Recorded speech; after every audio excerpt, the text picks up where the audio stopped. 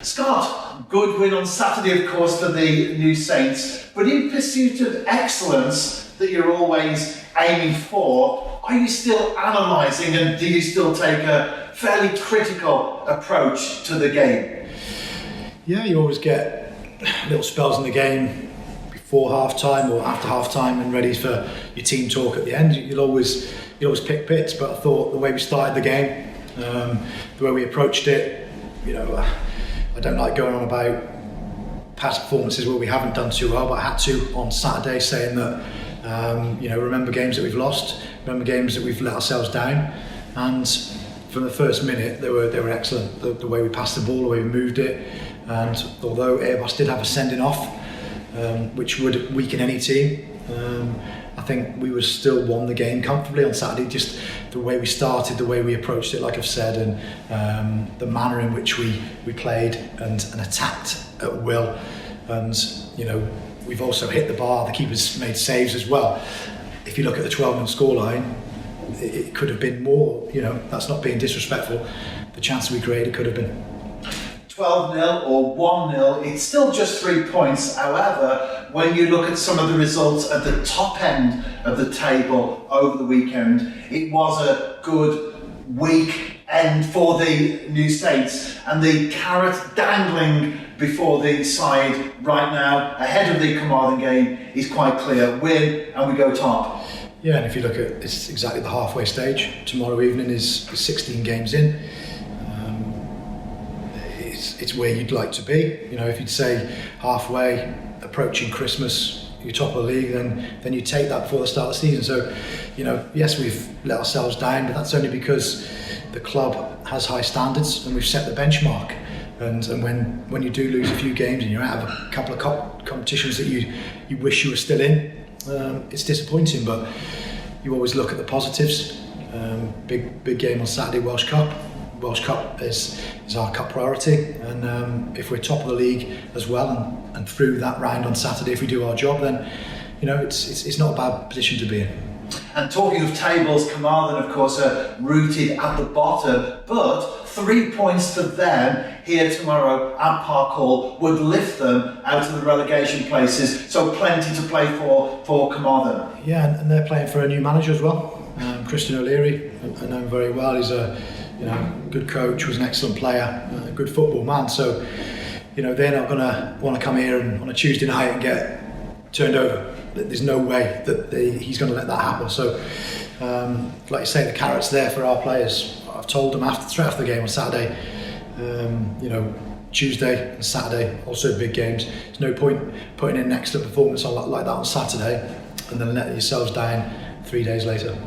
And Scott, you are a thinking manager. You do approach games very carefully in terms of personal thought. So when it comes to the visit of the Old Gold, will you be thinking perhaps how they will line up and then react accordingly? Or will it be a case of this is what we're doing, let the opposition do their thinking around that? Yeah, you've also got to think how Carmarthen have come here in the past and tried to,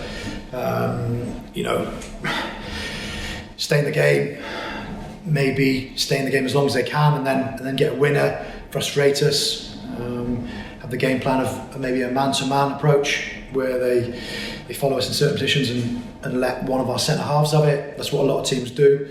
But over the last couple of years, we've had to deal with that. So we're well aware of if they do that, if they bank up, if they play in our half, if they really play in a low block and just say we're not coming here to attack, we're going to frustrate you. So there's lots of ways that already in my mind that I'm thinking that they might line up. They might go for it, might play a 4-4-2, play two forwards, which they have got. Liam Thomas, an excellent player that scored a lot of goals, and Luke Bowen as well. So I don't know, but we're aware of how they will line up and we're aware of how they might set up against us. So always think about your opposition. Never take it for granted that we're just going to play how we play. Tough decision from Saturday because obviously John Ratledge has been suspended and not left out, but missed the game Saturday. So that's a decision we've got to take into consideration too. And this will be the second of 3 games in the space of a week. Will you be going through your usual approach of the absolute strongest side to win the game, or will you perhaps be looking at giving maybe starting minutes to some of the players that haven't featured as much as they would have liked to? No, we're a strong team, and everyone that hasn't played will be playing on Saturday. So if they haven't started in the last couple of games, they'll be looking for minutes on Saturday. And finally, Scott, it certainly hasn't been noticed yet on social media, no one's referred to it, but in the last 2 or 3 games, the captain's armband has switched from Paul Harrison to Chris Marriott. Yeah, I made the decision to change the captain over. Paul Harrison has been one of our best ever leaders, captains, role models, excellent in the dressing room, top professional, top goalkeeper. A friend of mine when I played, obviously I'm in charge of him now, but we had a discussion, we spoke for maybe half an hour about the decision. It wasn't one that I took lightly. I wanted to make a change in the squad, a new voice, a different voice, and just felt that Chris Marriott was the ideal candidate, and I made that decision and went with it. And sometimes during seasons you have to make decisions that are not easy, and I've made that, and not saying that it's had an influence on the team, but it's one where hopefully the other players will take on board that we've had a new captain. Paul Harrison is still the club captain, Chris Marriott is the team captain, and we've also got other people that we look to when we discuss things that need to be done within the squad and the club, and they're more of experienced players. So yeah, I made the change, and we'll look at it, but it hasn't really changed anything. I didn't want any big drama about it. That's why it's probably gone under the radar a little bit. And yeah, that's a decision we've made.